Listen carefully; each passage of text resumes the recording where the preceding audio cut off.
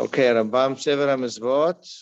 Misvot Aseh, positive commandment number Sadi Dalit 94. We discussed last the Korbanot, the Tiglahat, shaving and Korban day for the Nazir when his pledge is over.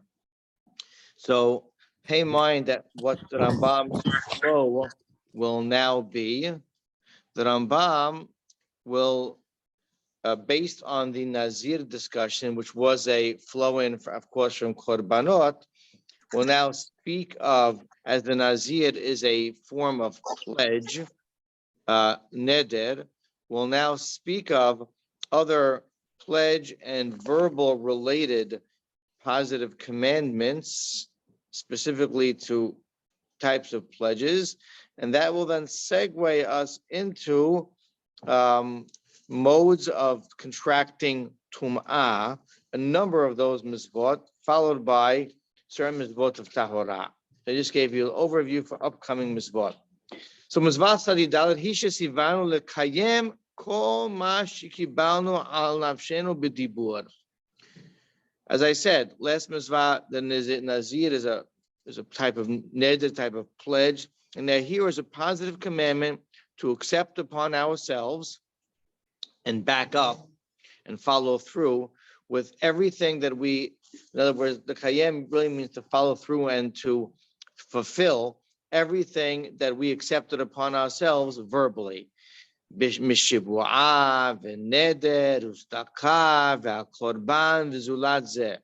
examples, you make a shivu'ah, swear, a neder, a vow, give tzedakah, korban, pledge a korban. All those are forms of verbal commitments.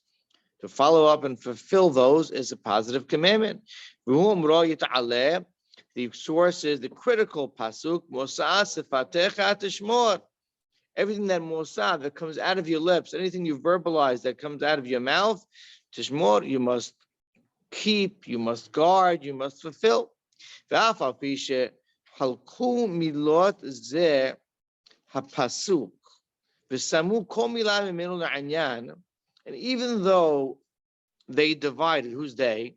This is referring to actually Gemara Masechet Rosh Hashanah, where they took this pasuk, Mosas v'decha tishmor, but the entire pasuk, and they made a dirasha. They learned something different from each word in that pasuk. Mosar sivatecha tishmor v'asita kasher nadat l'Adonai Elohecha. I don't have the pasuk in front of me. If you have the rest of the pasuk, you can finish it off for me. But every word in that pasuk is a different dirasha in the Gemara as to specific obligations from verbal commitments. Umnam hakavana magat mikol ma shezacharti lecha. However, the general intent of this pasuk is shemizvat asei lekayem kol ma she'adam mechayev al nafsho be'eser davar sheyeh me'devarim. That it is a positive commandment, regardless of the different details that may come out from this pasuk and subcategories. There's a general obligation to fulfill everything that a person took upon himself in any mode. And not only is it a positive commandment, but if you don't uphold and fulfill what you said, it actually is, as we've been seeing a number of misvot, on the flip side, transgressing on a negative commandment, on a lo ta'aseh. Sefer, the Midrash says, Mosa sifatecha mizvat aseh. The Midrash says those two words, that which exits your lips, that's a positive commandment. Says the Rambam,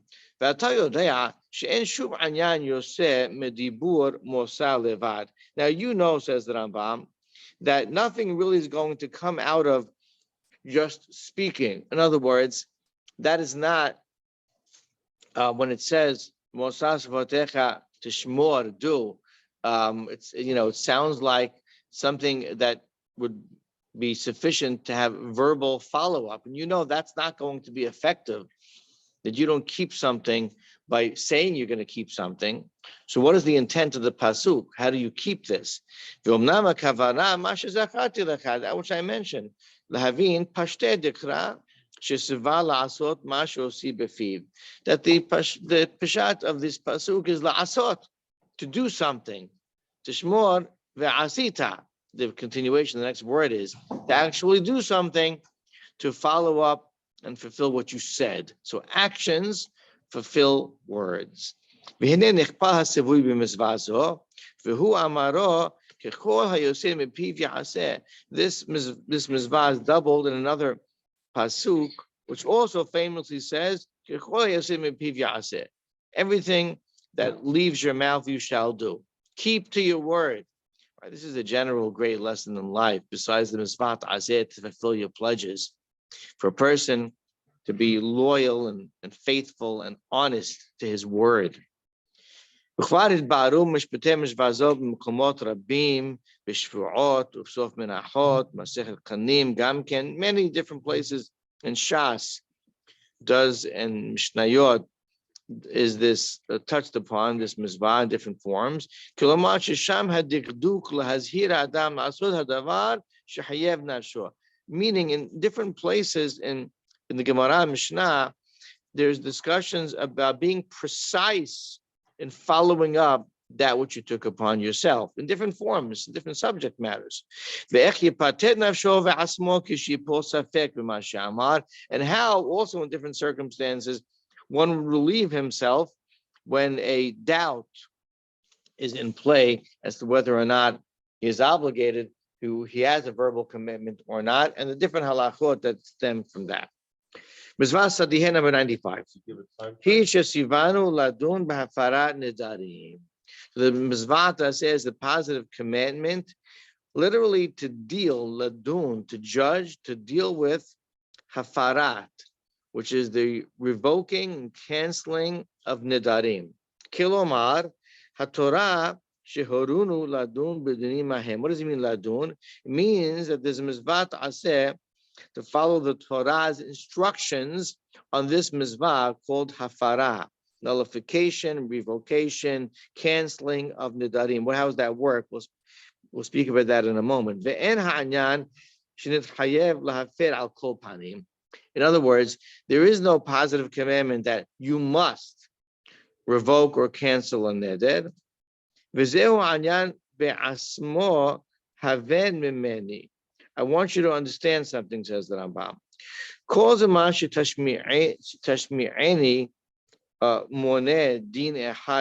Anytime you hear me count a law amongst the laws as a mizvah, that doesn't always mean that there's a definite obligation. You must do this. Rather, the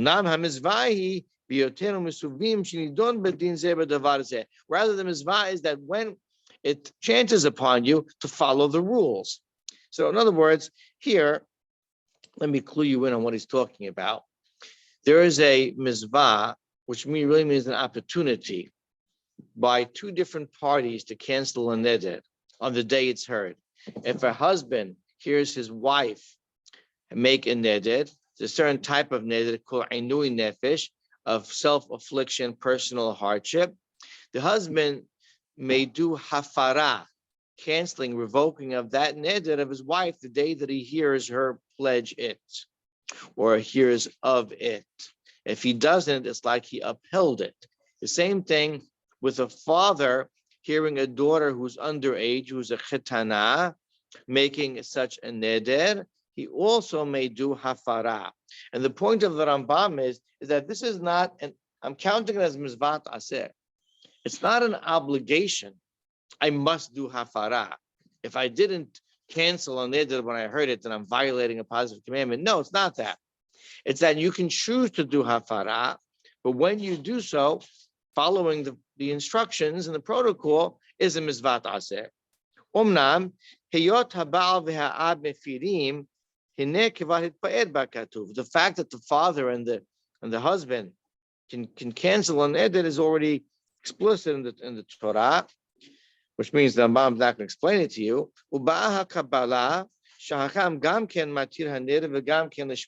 know from tradition, from oral tradition, that a hakam could also not cancel but matir, to undo or release a neder, and also a shibu'ah. That's what we know as hatarat nedarim. There you go. V'haremez azeh be'omro lo yachel devaro. There's a hint to the fact that there's such thing as a hacham doing hatara. The pasuk says, "Lo yachel devaro." His words can't be mundane. He must commit to his words. The learning from that is, the implication is, hu eno mechel avachirim machalim lo. He can't, so to speak, make mundane or forgive, but others can overgo or forgive for him. And that's the hint to the idea of hatarat nedarim by a chacham. Ubichlal hena en ra'aya al zeh min hakatuv. And the truth is that there is not really a pasuk, a proof from this in the pasuk. Rather, Hachamim say, it's a famous statement that heter nedarim, the idea of Hacham releasing a neder, torchim ba'avir, it's floating in the air. They have nothing to rely upon. I mean, what Hachamim mean to say is that this is one of those Misvot without a solid reference in Torah Shebechtav. Could be what we call Halakha Moshe Mishinai or some other similar category. We only know that idea of Hatarat Nedarim from our tradition. Of course, Masechet Nedarim discusses this. We can go on. We started late. We'll do one more Misvah. Olam Moed. Misvah Sadivav, number 96. And I was segueing, as we said, into different series of Misvot having to do with contracting Tum'ah. And that is any person that is in contact with a nevela, which literally means a corpse, right? Something that's dead, but this is going to refer to an animal. The carcass of an animal becomes tameh.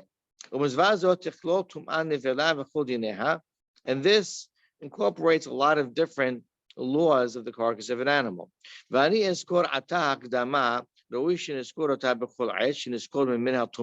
to give you a little introduction, which is very worthy to recall whenever we discuss any category of impurity of tumah.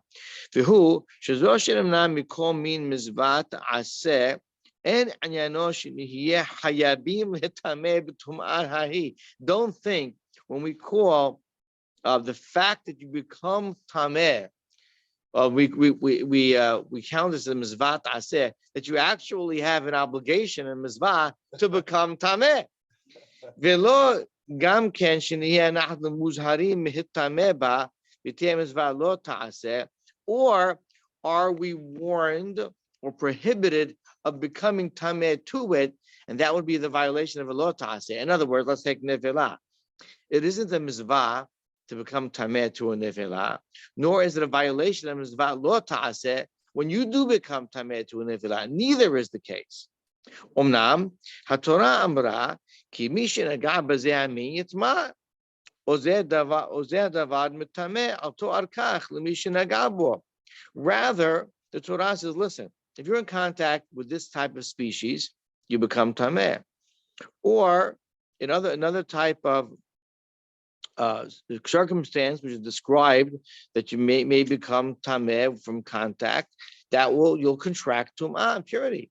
Who mizvat aseh? What does it mean? That's a positive commandment. Kilomar shezeh hadin shenistavinu bo mizvat aseh. The law that we commanded, the Torah commanded, that guides you through this situation, that's a positive commandment. In other words, now you know that you're a tameh from the Torah, and whatever that entails, and whatever protocol, if any, that needs to be followed, that's the mizvat aseh, right? The fact that you're conscious of it and now observe it is the mizvat aseh, not becoming tameh. V'hu amaro shenaga bekach al to'ar kach nitma. And the Torah will say that someone in a certain circumstance which contacts is tameh, and someone who is not tameh. But the actual activity is an option. You want to become tameh, you don't want to become tameh. Of course, the exception is going to be a kohen to a tameh met person. Otherwise, there is no prohibitions of becoming tameh, nor obviously misvat to become tameh. The Lashon Sifra, the Midrash says, "Umbiniblatam lo tigau," and in there with their carcass don't contact. Now that sounds like a prohibition, right? Says the Midrash, "Yachol im naga adam bin bela yilcheh." You might think that you get lashes from contacting a carcass. Tamul amar ul elet tamau. But another pasuk says, points out the Midrash, ul elet tamau. In another context in the Torah, it says, into these you can become tameh, and that sounds like there's not a prohibition necessarily to become tameh. And then the Midrash says rhetorically, well, maybe that means that if you do see a nevilah carcass, you should be zealous to go contact it. Yay, titamau. The Torah says titamau. Tamulamah. The other pasuk balances it, and their carcass you shall not touch. Kesad have. So the Midrash calculates, therefore, and the balance of these two pesukim is the middle, which is it's an option. It's not a prohibition, nor is it an expectation. It's an option. והמצווה הזאת שנאמר לנו בדין זה, שמי שנגע לזה טמא ויהיה טמא ויתחייב לו מה שיתחייב לטמאים לשאת חוץ למחנה שכינה. And this mitzvah that's told us here, that someone that contacts this, here is the nevilat, the carcass, becomes tameh, and he has certain obligations now to follow. For instance, in certain situations, לשאת חוץ למחנה שכינה. Like here, a person's tameh touched nevilat. Now, it's not a Syria, you didn't violate anything, right? But let's say you want to bring a korban, you can't. You have to leave Machaneh Shekhinah, which is the confines in the Beit HaMikdash and the Harabayit. You can't enter that. That's a rule. V'shlo yachal kodesh, nor can you eat sanctified meat. Let's say you pledge the korban, shalamim, you're an eater, you're a participant. V'shlo yigabo, and you can't even touch something that's kodesh, v'zulad zeh. And of course, if you do that, now that is a violation, right? But that's just part of the protocol of one who is tameh. Do this, don't do this. Vishuhu vizehu sivui, and that's a command. Kilomar, that once you are tameh, follow the rules. That's what we mean when we say this is a mizvah. Mizvat aseh, that you're tameh when you touch a nevelah. Follow the rules when you touch a nevelah. Rambam says, please remember this. I'm not going to repeat this now. We're going to have a whole series coming up of different misvot aseh, that if you contact or in the vicinity of, etc., this, then it's misvat aseh that you're tameh. The same discussion applies. I won't repeat. Please remember, says the Rambam. Amen.